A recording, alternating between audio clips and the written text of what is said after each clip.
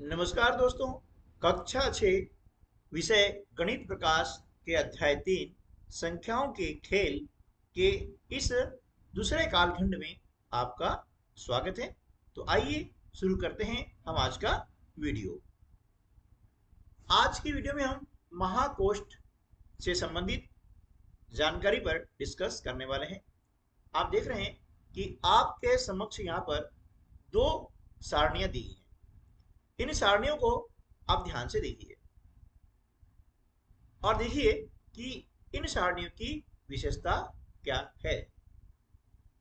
इन सारणियों में कुछ खंडों को यानी कोष्ठ को रंगीन किया गया है। रंगीन क्यों किया गया है इसके बारे में हम विचार विमर्श करते हैं। देखिए, पहली जो सारणी है इसमें देख रहे हैं कि यहाँ पर इस तालिका में तीन जो सेल हैं, है ना, ये सेल कहलाते हैं। इन्हें हिंदी में कहते हैं कोष्ठ। क्या बोलेंगे? कोष्ठ। और इंग्लिश में बोलते हैं सेल। ठीक है ना, ये कहलाते हैं कोष्ठ। अब कुछ कोष्ठ इसमें रंगीन है। रंगीन क्यों है वो देखना है।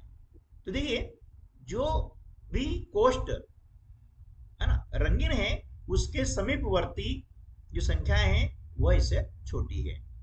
ठीक है, तो ये कहलाएगा महाकोष्ठ यानी सुपर सेल। आप देख रहे हैं यहाँ पर 79 यानी 79 है। इसकी बाईं तरफ है 43 यानी 43 और दाईं तरफ है 75 यानी 75।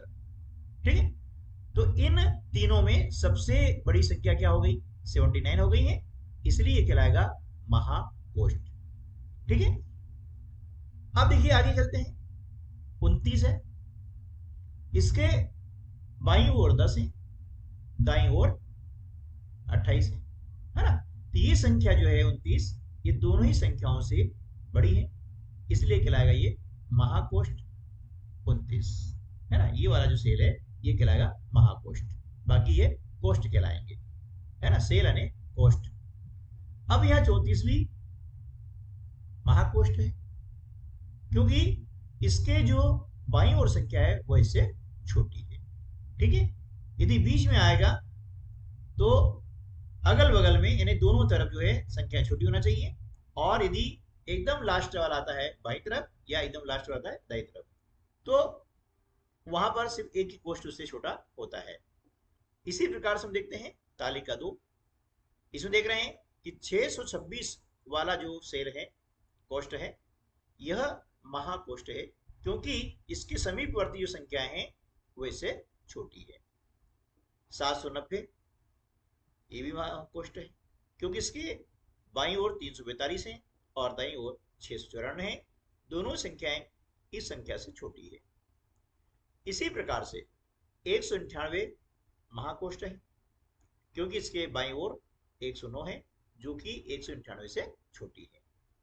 ठीक है, तो देखिए महाकोष्ठ में क्या होता है, संख्या बड़ी होती है उसके समीपवर्ती कोष्ठों से। ठीक है, चलिए आइए पता लगाएं। नीचे दी गई सारणी में महाकोष्ठ को रंगीन या चिन्हित कीजिए। आप ये देख रहे हैं इसमें से महाकोष्ठ कौन कौन से हैं, उनमें आपको कलर करना है या फिर रेखाएं खींच करके उन्हें चिन्हित करना है।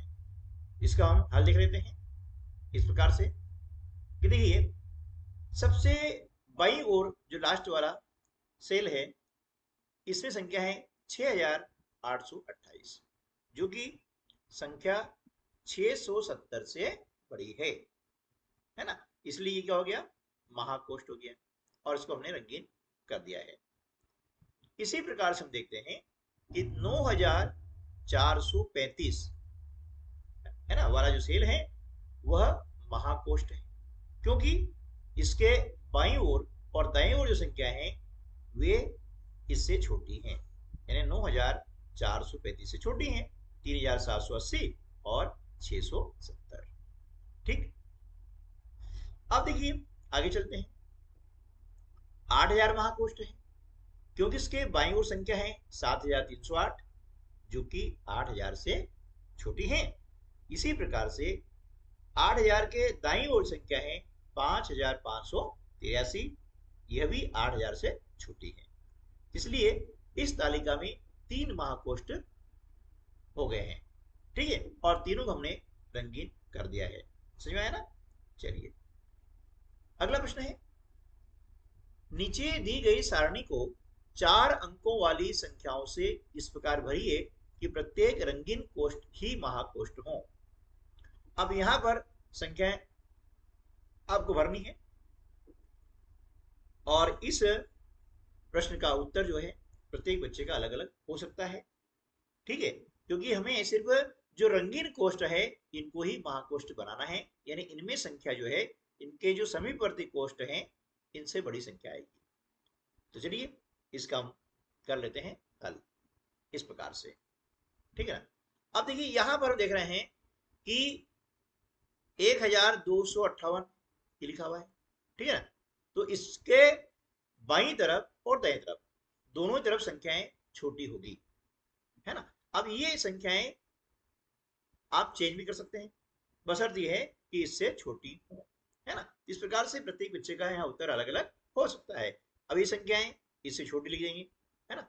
अब यहाँ पर देख रहे हैं कि 9865 है ना, तो 9865 से छोटी है 9635, ये लिख दी है ना, यहाँ लिखी हुई है। तो हमें इसमें क्या करना है, इससे बड़ी संख्या लिखनी है। अब 9635 से बड़ी यानी 9636 से लगा करके 9999 तक की संख्या यहाँ पर कोई सी भी आप लिख सकते हो। इसी प्रकार से अब यहाँ पर देखिए कि ये जो कोष्ठ है ना, ये क्या है, महाकोष्ठ है। तो यहाँ पर हम क्या करेंगे, 5346 से बड़ी संख्या कोई सी भी लिख सकते हैं। इस देखिए 5347 से लगा करके, ठीक है ना, से लगा करके आप 9999 तक की संख्या यहाँ पर लिख सकते हैं, क्योंकि ये महाकोष्ठ है। और महाकोष्ठ के लिए एक शर्त जरूरी है कि इसके दाईं या बाईं ओर, है ना, जो संख्या आती है वे इससे छोटी होती है, ठीक है। प्रश्न, क्या आप एनएमएमएस परीक्षा में सफलता प्राप्त करना चाहते हैं? सक्सेस स्टडी बालोदा आपके लिए सबसे उत्तम समाधान लेकर आया है। यहाँ आपको एनएमएमएस परीक्षा की तैयारी हेतु सभी विषयों के हल प्रश्न पत्र मिलेंगे। प्रत्येक विषय के गहन विश्लेषण के साथ सर्वोत्तम तैयारी संभव होगी। हमारे अनुभवी शिक्षकों द्वारा तैयार किए गए ये पत्र आपकी सफलता सुनिश्चित करेंगे। अब आपको तैयारी के लिए कहीं और भटकने की आवश्यकता नहीं है। सक्सेस स्टडी बालोदा पर सब कुछ एक ही स्थान पर उपलब्ध है। आज ही हमारे चैनल से जुड़ें और अपनी तैयारी को नई दिशा दें। एनएमएमएस परीक्षा में उच्च अंक प्राप्त करने का यह आपका सुनहरा अवसर है। सक्सेस स्टडी बालोदा, सफलता अब आपके सही हाथ में गई है। क्रमांक 3, नीचे दी गई सारणी को इस प्रकार भरिए कि हमें अधिक से अधिक महाकोष्ठ प्राप्त हो। बिना दोहराए 100 से 1000 के बीच की संख्याओं का उपयोग कीजिए। अब यहाँ आपको एक रिक्त तालिका दी गई है, खाली दी गई है। यहाँ पर अपने हिसाब से हमें संख्याएं लिखनी है। इस प्रश्न का उत्तर भी हर बच्चे का अलग अलग हो सकता है। सिर्फ एक ध्यान रखना है कि हमें अधिक से अधिक महाकोष्ठ से प्राप्त होने चाहिए और संख्याएं 100 से 1000 के बीच होनी चाहिए। बस 2 शर्तों का पालन करना है, बाकी संख्याएं सबकी अलग अलग हो सकती है। इसको कर लेते हैं हम हल कुछ इस प्रकार से, है ना। देखिए अब यहां पर हम देखा कि सबसे जो बाईं ओर का कोष्ठ है ये महाकोष्ठ है ना। ये क्या हो गया, महाकोष्ठ हो गया। यहाँ पर 625 आएगा, क्या आएगा यहाँ पर 625, ठीक है ना, ये हो गया महाकोष्ठ। अब 735 महाकोष्ठ है, क्योंकि इसके बाएं ओर 623 है जो छोटी संख्या है और दाईं ओर संख्या भी उससे छोटी है 456। अब अगला महाकोष्ठ आ गया, उसके लिए जरूरी है कि ये संख्या जो आएगी, है ना, ये 456 से बड़ी होगी। और यहाँ लिखा हमने 556, है ना, इससे बड़ी होगी तो ये होगी 568 हो गई। इसी प्रकार से यहाँ पर ये जो महाकोष्ठ है इसमें संख्या लिखी हमने 985, जो कि 556 और 625 से बड़ी है। इसी प्रकार से सबसे लास्ट में दाईं ओर का जो कोष्ठ है ये महाकोष्ठ होगा। इसमें हम संख्या 626 से लगा करके 999 तक कोई भी अंक हम लिख सकते हैं, इसमें संख्या लिख सकते हैं। ठीक है, तो सारी संख्याएं इसमें सही कहलाएगी। क्लियर? तो यहां पर संख्याओं का चयन हमारे हिसाब से करना है।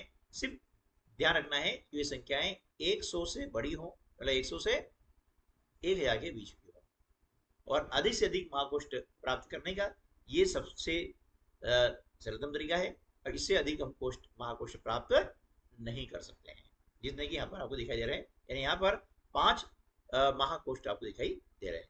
ठीक है,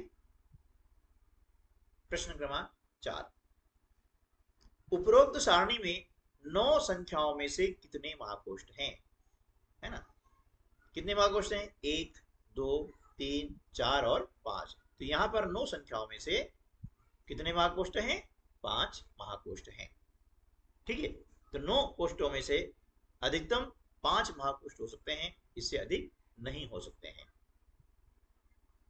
प्रश्न क्रमांक 5, भिन्न संख्याओं के कोष्ठों में कितने महाकोष्ठ संभव है? क्या आपको इनमें कोई पैटर्न दिखाई देता है? दी गई सारणी को भरने का वह कौन सा तरीका होगा जिससे हमें अधिक से अधिक महाकोष्ठ प्राप्त हो? ढूंढिए और अपनी योजना को साझा कीजिए। इसका हल हम कुछ इस प्रकार से करते हैं कि भिन्न संख्याओं के कोष्ठों में यदि n विषम कोष्ठ हैं तो महाकोष्ठों संख्या कितनी होगी? n+1/2। ठीक है, और यदि n समकोष्ठ हैं तो महाकोष्ठों की संख्या n/2 संभव है, यानी उसके आधा। और यदि विषम है तो उसमें 1 जोड़ देंगे और 2 का भाग लगा देंगे। जैसे उदाहरण के लिए 9 विषम कोष्ठ है, इसमें महाकोष्ठ कितने हो सकते हैं? 9 में 1 जोड़ दो और 2 का भाग लगा दो, तो 9 और 1 10, 10 में 2 भाग लगाया तो 2 पंजे 10, यानी 9 संख्याओं में अधिकतम 5 महाकोष्ठ प्राप्त हो सकते हैं। और यदि जो कोष्ठ है उनकी संख्या सम हो, सम यानी जैसे 8 हो, इसमें 2 भाग लगा दो, है ना, तो यहां पर अधिकतम महाकोष्ठ 4 हो सकते हैं। तो अब अगला प्रश्न क्या है कि क्या आपको इनमें कोई पैटर्न दिखाई देता है? इसका उत्तर है जी हाँ, इसमें पैटर्न दिखाई देता है। अगला प्रश्न है, उसका उत्तर यह है कि पहले कोष्ठ को महाकोष्ठ बनाकर उसके बाद प्रत्येक दूसरे कोष्ठ को महाकोष्ठ बनाकर अधिक से अधिक महाकोष्ठ प्राप्त कर सकते हैं, जैसे अभी हमने प्रश्न क्रमांक 4 में किया था। अगला प्रश्न है, क्या आप संख्याओं को बिना दोहराए एक रिक्त महाकोष्ठ सारणी को इस प्रकार भर सकते हैं कि उसमें कोई महाकोष्ठ न हो? क्यों या क्यों नहीं? इसका हल इस प्रकार से होगा। इसका उत्तर आ जाएगा नहीं, यह संभव नहीं है। क्यों संभव नहीं है? क्योंकि यदि हम कोष्ठों को अवरोही क्रम में भरते हैं तो पहला कोष्ठ महाकोष्ठ होगा, और यदि कोष्ठों को आरोही क्रम यानी बढ़ते क्रम में भरते हैं तो अंतिम कोष्ठ महाकोष्ठ होगा, और यदि हम किसी भी नियम का पालन नहीं करते हैं तो तब निश्चित रूप से कम एक महाकोष्ठ तो होगा ही। ठीक है, प्रश्न क्रमांक 7, क्या एक सारणी में सबसे बड़ी संख्या वाला कोष्ठ हमेशा महाकोष्ठ होगा? क्या एक सारणी में सबसे छोटी संख्या वाला कोष्ठ एक महाकोष्ठ हो सकता है? क्यों या क्यों नहीं? नहीं हो सकता है तो क्यों, और नहीं हो सकता है तो क्यों नहीं, हमें कारण बताना है। तो इसका हल इस प्रकार से होगा, हाँ, एक सारणी में जो है सबसे बड़ी संख्या वाला कोष्ठ हमेशा महाकोष्ठ होगा। क्यों होगा? क्योंकि सबसे बड़ी संख्या सदैव किसी भी संख्या से बड़ी होगी, है ना, जो बड़ी संख्या है वो सदैव बड़ी होगी।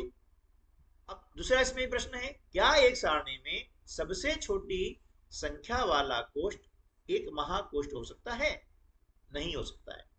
क्यों? क्योंकि सबसे छोटी संख्या शेष संख्याओं में से किसी से भी बड़ी नहीं हो सकती है। जो छोटी संख्या है भैया वो तो छोटी रहेगी, है ना। अगला प्रश्न है, प्रश्न क्रमांक 8, एक सारणी को इस प्रकार से भरिए कि दूसरी सबसे बड़ी संख्या वाला कोष्ठ महाकोश न हो। ठीक है, इसका हल इस प्रकार से होगा कि देखिए कि दूसरी सबसे बड़ी संख्या वाला कोष्ठ महाकोश न हो, यानी सबसे बड़ी संख्या क्या हो गई 1024, ये महाकोष्ठ है। इसके बाद में संख्या है 995, ठीक है, ये दूसरी बड़ी संख्या है लेकिन ये महाकोष्ठ नहीं है। ठीक है, प्रश्न क्रमांक 9, एक सारणी को इस प्रकार से भरिए कि दूसरी सबसे बड़ी संख्या वाला कोष्ठ महाकोश न हो। ठीक है, लेकिन दूसरी सबसे छोटी संख्या वाला कोष्ठ एक महाकोष्ठ हो। क्या यह संभव है? इसे हम इस प्रकार से हल करेंगे कि सबसे बड़ी संख्या क्या है 995, ये महाकोष्ठ है। ठीक है, और दूसरी सबसे छोटी संख्या क्या होगी 965 यहां पर होगी, लेकिन ये महाकोष्ठ नहीं है। यहां दूसरी सबसे छोटी संख्या क्या है, उसके बाद लिखते हैं कि 995 के बाद में सबसे छोटी संख्या हो गई 987, एक महाकोष्ठ है। परंतु दूसरी सबसे बड़ी संख्या यानी इसके बाद 965 जो है एक महाकोष्ठ नहीं है। ठीक है, प्रश्न क्रमांक 10, इस पहेली के अन्य रूप बनाइए और अपने सहपाठी को चुनौती दीजिए। अब पहेली आपको बनानी है और पहेली कई प्रकार से बन सकती है, इसके कई रूप हो सकते हैं। उदाहरण के लिए मैं आपको एक बता रहा हूं, उसके बाद आप ऐसे बहुत सारे जो रूप तैयार कर सकते हैं और अपने सहपाठी को चुनौती दे सकते हैं। हल है, एक तालिका ऐसी भरते हैं जिसमें केवल अभाज्य संख्या वाले कोष्ठ ही महाकोष्ठ हों। ठीक है, फिर एक तालिका ऐसी बन सकती है जिसमें केवल विषम संख्या हो। फिर एक तालिका ऐसी हो सकती है जिसमें केवल सम संख्या हो। एक तालिका ऐसी हो सकती है जो 5 का गुणज हो। तो ऐसे कई प्रकार के पहेलियां बनाई जा सकती हैं। ठीक है दोस्तों, तो आज की वीडियो में बस इतना ही। मिलते हैं अगले वीडियो में, तब तक के लिए नमस्कार, जय हिंद।